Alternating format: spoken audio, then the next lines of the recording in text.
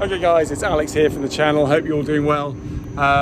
What's been happening? What have we got going on this week? It really is a wood week, I think. The market for firewood has gone absolutely crazy, so we're just out in the delivery truck hoisting out bags all the time. Dennis is cutting on the bench over here.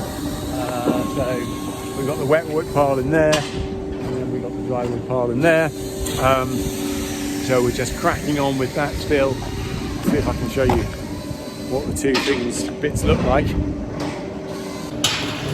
there's a wet wood pile. It looks quite kind of greeny, and then you go to this is a dried, and that is a much more kind of yellowy colour to it really than this, which is a darker look. That's just the difference between the two. With the price of gas going up, they're talking about 80% increase in gas bills. And speaking to other people who are doing firewood, everybody has just gone absolutely crazy. I think I'm right in saying that there's a sort of 4-month lead time for wood stoves to be put in. So just every aspect of that market has gone crazy. In the meantime, we've got the lads just finishing off the bay, the concrete wood chip bay, so I'll just take a quick look at that and see how they're getting on. Okay, there's Barry up there just putting in the penultimate concrete barrier, concrete panel I should say, in there. These are only 4 inches because we're not going to put any pressure on them, so they're quite thin. That back wall is 6-inch concrete. It's quite a windy day here. It's actually coming from the north, which normally comes from the southwest. I don't know whether you can see those trees moving. It is making. There's a little bit of wind in that bay. You can see the old Hessian bag there, which we attached. It's just slightly moving, but it's not bad at all. And what's going to happen, that's going to capture all the fines that fall down. They're not going to get blown around. When it comes from the southwest, which is what we normally get here, this wall here on this side is going to be great for protecting it. And yeah, it's going to be really good. Yeah, good windy day with the turbine going around fairly fast. Those are probably on maximum power. So the lads just have to finish off that and then concrete that hole in over there. So the lads will be able to put that last panel in really nice and easy because they haven't got this cross beam that was such a job last week when we were trying to put this final panel in. So yeah, hopefully we'll get that in fairly swiftly and yeah, do that concreting. Anyway guys, I'm going to wander off now and just take a look at the maize and show you how that's looking, which is obviously pretty crucial for our biogas production that we've got. We'll probably be harvesting within a month. We've still got a bit of a lump on the silage clamp there, but it's good to know what we're going to be having in the year coming up. Okay guys, I'm just up in one of our better fields. This was field where we really got the cultivation right and we rolled it, which was the key I think to it. And you can just see it's a good 2 meters this crop. Cobs are coming on nicely here. Let's see if I can show you that. Yeah, you got one cob there and we got another cob down here. So these plants are pretty much all getting 2 cobs on them, which is just what you want really. Because that's where all the energy and biogas is going to come from. The green stalk is really just sort of, yeah, just mass. It doesn't give it very much energy at all, but the gassing potential is in that cob. We had a decent amount of rain last week. We had about 1 inch, which is great. So the crop's looking nice and healthy. It's not going to go any higher here, but it will put those sugars into the cob and just push it on, and it will stop the maize completely dying out. So yeah, as we sort of look into the mass of that, it's looking nice and green and healthy. but we'll go and take a look at some of the other fields where we didn't roll it, and some of the less kind fields, and we'll just see how high that is and what it looks like in terms of number of cobs on there. All right, so we're in another field where exactly the same cultivation happened, although you know, we prepped up at the same time, drilled at the same time, but we didn't roll afterwards. So we just lost that, maybe soil to seed contact, and maybe some of this, the water retention as well that happened there. So that was you can see like the height, yeah, it's below me, you know, max 1.8 meters maybe. All the plants have one cob on. I mean, the plant's looking healthy, but it's not going to go anywhere now. It's done its growing. It's just going to put it into the cob. So we might well find that block over there, which is the roll block, is going to come a little bit before this, because these cobs are just behind the whole field's really behind. So yeah, that sort of pressured decision that we made about not rolling half of it was categorically the wrong decision to do. But there you are, you live and learn, and we won't do doing that again. But we're just going to have this is one of the better fields of the non-roll block. We'll have a look at one of the worst fields of the non-roll block. Okay guys, I'm actually in this really weak field that looked dreadful, really patchy a few months ago, but I don't know, it's actually done okay. I mean, I'm just standing here, I'm 6'1", that's not massively high, but I can actually see on the bottom down here, there's 3 cobs on that plant. So yeah, I mean, it's just funny what that clay soil has done. It sort of held that moisture and maybe slowly released it in. I know, as I said before, that, you know, I saw plants dying on lighter land, but you know, this I really am absolutely amazed that this field has done anything. It was so poor coming up here and patchy. It got hammered by the slugs, didn't get going to start off with. Some of the seed was actually going mouldy. You know, blimey, that actually could have come okay. So that's a spot of good news there, basically. Yeah, okay, just having a think about this. I'm pretty happy about what's happened with the maize. About a month or a month and a half ago, I was super worried. It was super dry, the maize wasn't going anywhere, but somehow it's got its roots down, it's found a bit of moisture down there in the clay. And yeah, I think we're gonna be okay. I mean, I'm still gonna have to look around for some other farmers to help me out on the maize. But you know, I think we'll probably have 4,000 tons come in there. Wasn't as good as the year before, where we had about 5,500 tons come in. But that's not a disaster, which is what I was thinking that it might be a month and a half ago. So yeah, happy about that. Okay, so just putting that last one on. As you can see, Barry's using a very official method. Put that panel in. Bit of string.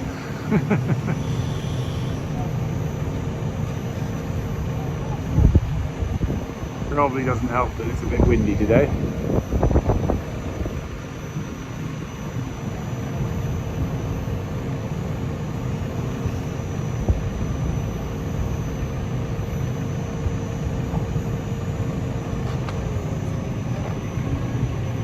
I'll get up and see if I can give him a hand. There we are. Needed my magic touch just to guide that into place.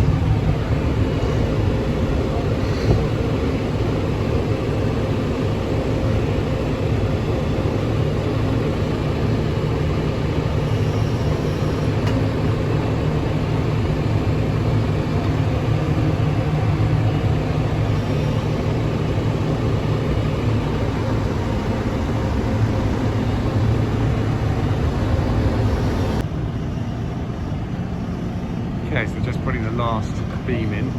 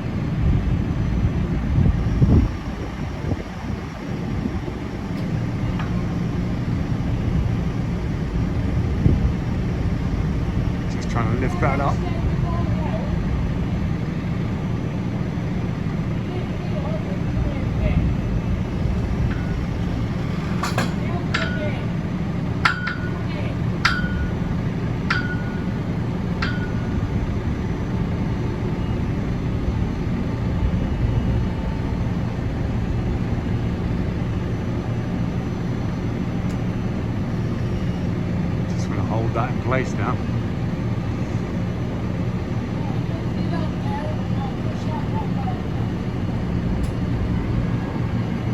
So we're just using the digger arm there to push that beam over.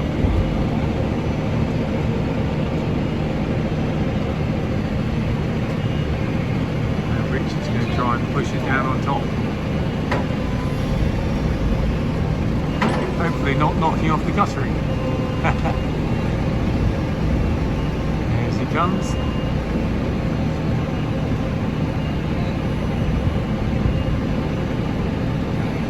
Let's see if we can do that.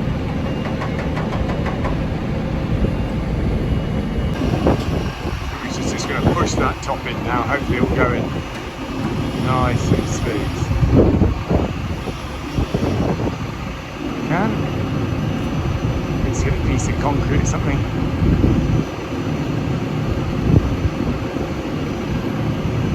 Starts to go alright, but it looks like it's now stuck. Yeah, Richard saying it's just lifting off the wheels there.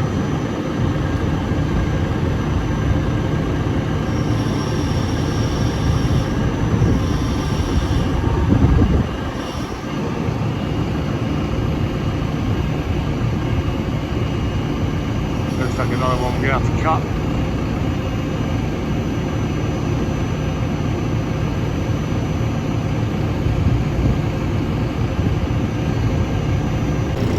Right, Richard's just going to push the button, a bit of change of plan here. I'm holding on to the top there. I'm going to try and knock it in. And Richard's just going to push that bottom in. So I'm going to try and push it in. Okay, so the guys have to come and push this flush, because as we were trying to push it away, it's moved. It's actually come at a little bit of an angle. So here comes Barry. He's all ready to do the work on this. He's very camera shy, that man. But then we can then put some cement in there. In the meanwhile, I've got to go out and do some log deliveries. How's it going, Barry? Yeah, no more. We're going to fly through this today, aren't we? Yeah. Yep, all good. Yeah, I don't think we'll get it in any further in the ground, will we? No. That's... Sorry? Cut the tops off. Cut the tops off. Yeah. Okay. Yeah. Well, should be a good one. Okay, guys, we're just up in the wood. We got the digger there behind with Dave. He's just pulling all the stumps together. We've got another burn-up fire there. We've had the rain, so I'm a little bit more relaxed about things. But yeah, I'm just standing on one of the fire piles that he pulled out. I don't know whether you can see that. It's all red. It's like I've sort of knocked down a building. But that's just the clay being baked into brick, basically. So yeah, kind of amazing, frankly. He's still got to do a little bit of work this side. It's still a little bit of rough. But he's going to just comb that all back, smooth it out. And yeah, I'm really impressed with this. I think this is going to make a good seed bed for our new plantings. I can now get the chipper in, chip all these remaining bits of brash all around here, and we'll get the site replanted, and it will start to look really nice, I think. So yeah, that's a nice little job done there, guys.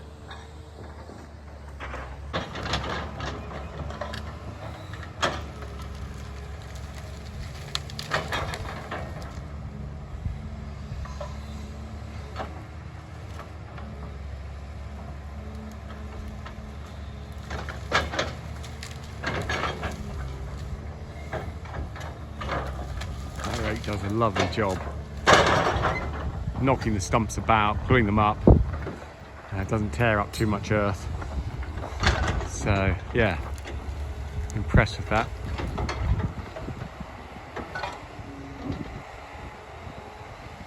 Just gonna try and have that a little bit out now. There he goes.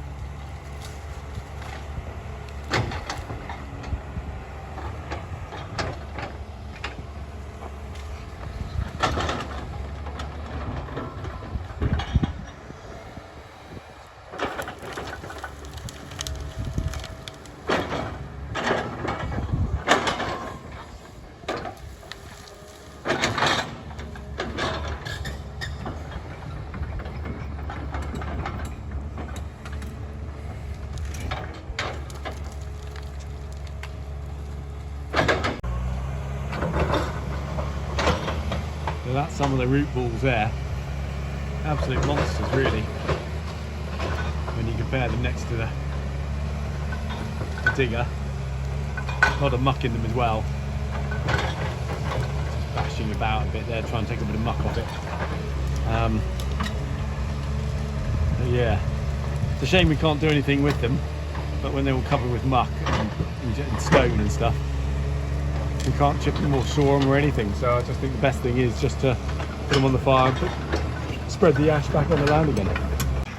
We've got Ray, Dennis and Dave just knocking over the last of these ash, which are pretty screwed really with all this dieback. And we're going to forward them out with the dump truck. We've got like 5 or 6 to do. We're actually not cutting them, we're just using the digger to push them over. This one here is pretty dead, you can see how it goes. And I'll just show you some of the cores where the ash dieback is getting involved.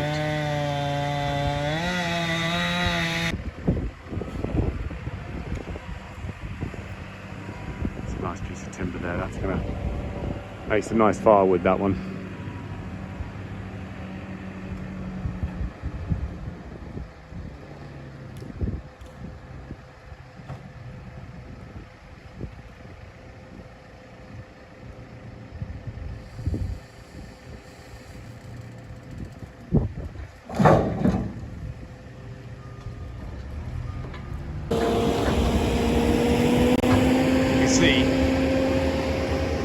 That centre is rotten and that gradually eats out the tree, and that's what the dieback does. And I found quite a lot of this wood in here is that giving that sort of problem.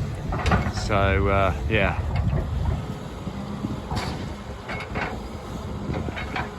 the rest of this will be chipped. It's a nice piece of chipping wood if he could try and save that. I don't know whether he will. Ray's doing a good job just sorting all these out with the telehandler.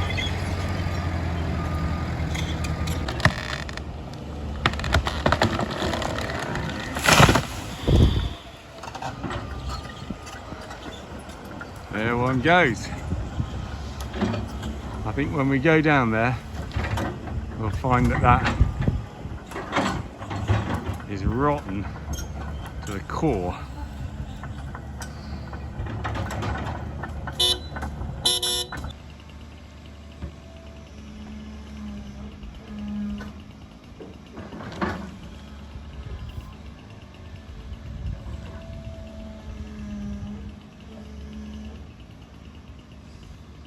Doesn't want to go down, that one.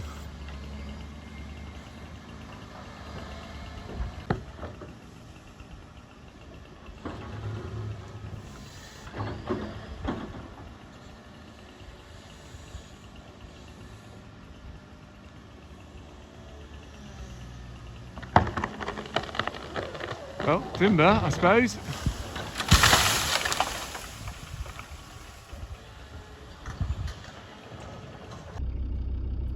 So Dennis just been attacked by bees. I think one of those trees had a bee nest in it, probably the broken old one that Dave pushed down first. There was a bit of rotten section in that, and I think the bees have probably made their home in it. So that's what's happened there. Poor old Dennis, been stung 20 times or so. So we'll just go and have a look down and see if we can see where the nest is. Hang on.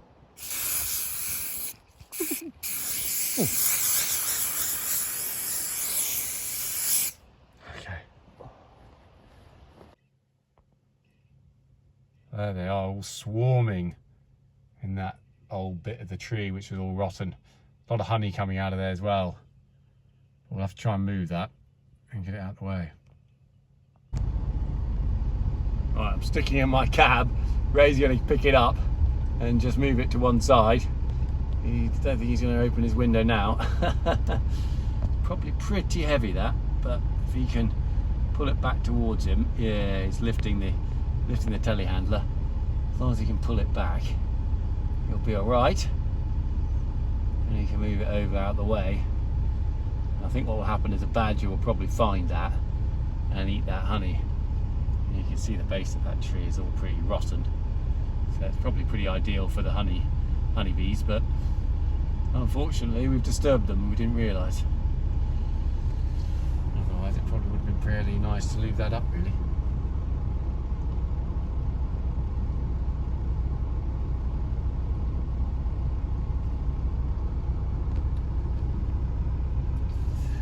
Yeah, there's another piece there on the ground where they are as well, but anyway, there we go.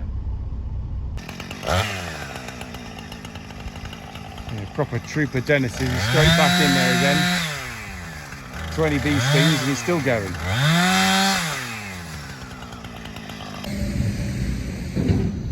Okay guys, we're just up at the top clamp. Ray's just doing a brush up, getting all the bits out of the wood and long slivers out that we've got. Makes it a little bit dusty with that brusher that he's got on, but cleans up the concrete. We've got the chipper coming in. Yeah, we've got the chipper coming in on Monday, so we're back up in the wood, clear up those last bits of sticks. The boys have concreted in and put all the uprights in, Barry and Richard. So that our concrete bay is now ready. When we start drying the wood chip again, I think this stuff coming out of the wood is going to be pretty dry, probably about 25%. It's sat there all year and it's ash, so I don't know whether we're going to actually be putting the chipper on. But yeah, that's been the week. Dennis has been producing the firewood. That's been going out the door, as I said. I reckon prices on firewood alone have gone up 50% this year, so it's quite interesting really. But what's strange is wood chip hasn't moved at all in price. I'm still selling this out at the same price as I was before, yeah, it's just a little interesting thing there. But anyway, I hope you enjoyed the video. Thanks for watching. If you did, hit the subscribe and the like button, please. It all helps. And yeah, we'll be back next week to show you how we got on with the chipper that we get in.